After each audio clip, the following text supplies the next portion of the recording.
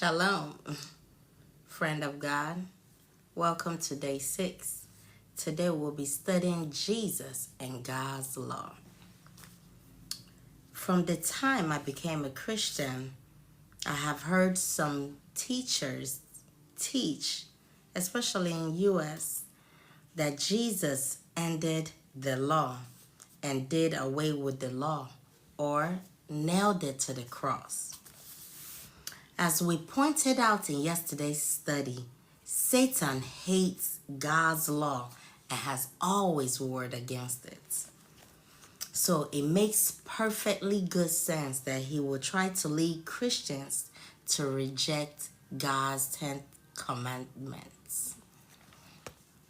Jesus was very clear about his relationship to God's law when he stated in Matthew 5 verse 17, "Think not that I am come to destroy the law or the prophets. I am not come to destroy, but to fulfill." So how foolish will it be for them to try to twist it, saying, "Think not I am come to destroy the law. I am come to destroy the law." No, he came to fulfill the law. In fact, Jesus gave a very serious warning in the following verse in Matthew 5 verse 19. "Whoso therefore shall break one of these least commandments, and shall teach men so, he shall be called the least in the kingdom of heaven. But whosoever shall do and teach them shall be called great in the kingdom of heaven." So Satan has led many Christians to twist the scriptures to support his hatred for God's law. For example, many will use Paul's statement in Romans 10 verse 4 to try to do away with God's law. I read Romans 10 verse 4.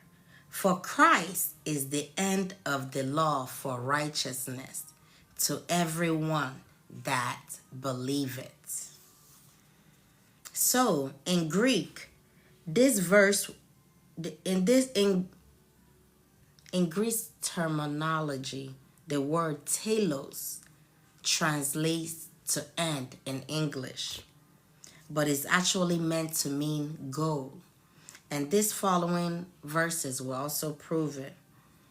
When you read Romans 10 verse 3, Paul's meaning becomes very clear, because for they, and Paul is talking about the people of Israel, being ignorant of God's righteousness and going about to establish their own righteousness, have not submitted themselves into the righteousness of God. So, if you read that in Greek, it has the same word, telos. And James, and it's also used in James 5 verse 11. Let me read it for you. "Ye have heard of the patience of Job, and have seen the end of the Lord, that the Lord is very pitiful and of tender mercy." So it is very clear in this verse that the end is not end, it actually means goal. So God or Jesus did not come to do away with the law, but he came to accomplish it. Yeah. And every time the devil Satan tries to do away with God's law, he always fails to do so. So the law clearly defines and demands righteousness. But however, due to our sinful condition, it is impossible for us, for humankind, men or women, to attain righteousness in life by working hard to keep God's law. Yeah. So this is the major reason why Jesus came to planet Earth. He came to live the righteousness life by perfectly keeping God's law. He came to meet the goal. Because remember, the goal of the law is righteousness, and Christ met that goal of the law in his life, which is also in the life of the believers. So by receiving Christ's righteousness, you also can meet the goal. So Apostle Paul also tells us this was his desire as a Christian in Philippians 3 verse 9. I read, "And be found in him, not having my own righteousness, which is of the law, but that which is through the faith of Christ, the righteousness which is of God by faith." Apostle Paul, being a former Pharisee, he personally understood how hard and impossible it is to attain righteousness, which is of the law, which is working hard to obey the law. He knew it was impossible. But he still desired the righteousness, which is through the faith of Christ. The righteousness which is of God by faith. So I hope we can receive it by faith in Jesus' mighty name. Amen. So it was Christ's righteousness that Apostle Paul desired. The Old Testament foretold what Christ will do concerning God's law. You will find this in Isaiah 42 verse 21. I read, "The Lord is well pleased for his righteousness' sake. He will magnify the law and make it honorable." And this is exactly what Jesus did.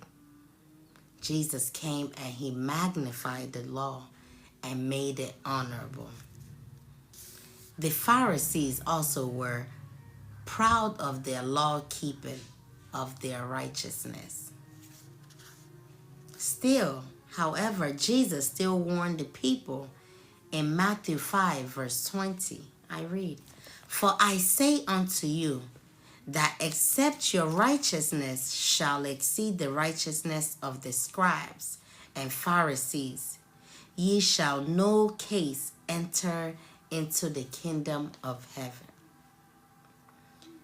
So that had to be very shocking, because the Pharisees were looked up to as the most righteous and holy man in Israel. So it's very scary when you hear such. So, because the Pharisees, you cannot enter in, because the Pharisees were the defender of God and his law. So in that same statement, Jesus was teaching the same truth Paul taught in Romans 10 verse 1 to 4. Jesus magnified the law. You will find him doing this in the Sermon on the Mount, when he spoke about the commandments not to kill and not to commit adultery. You'll find this in Matthew 5 verse 21 and 22. I read it. "Ye have heard that it was said of them of old time, Thou shalt not kill, and whosoever shall kill shall be in danger of the judgment. But I say unto you, that whosoever is angry with his brother without a cause shall be in danger of the judgment. And whosoever shall say to his brother, Raka, shall be in danger of the council. But whosoever shall say, Thou fool, shall be in danger of hellfire. And you also find in the verse 27 of the Matthew 5, verse 27, I read, Ye have heard that it was said by them of old time, Thou shalt not commit adultery. But I say unto you, that whosoever looketh on a woman to lust after her had committed adultery after with her already in his heart. So in those statements, Jesus clearly magnified the law, clarifying it in a deeper meaning.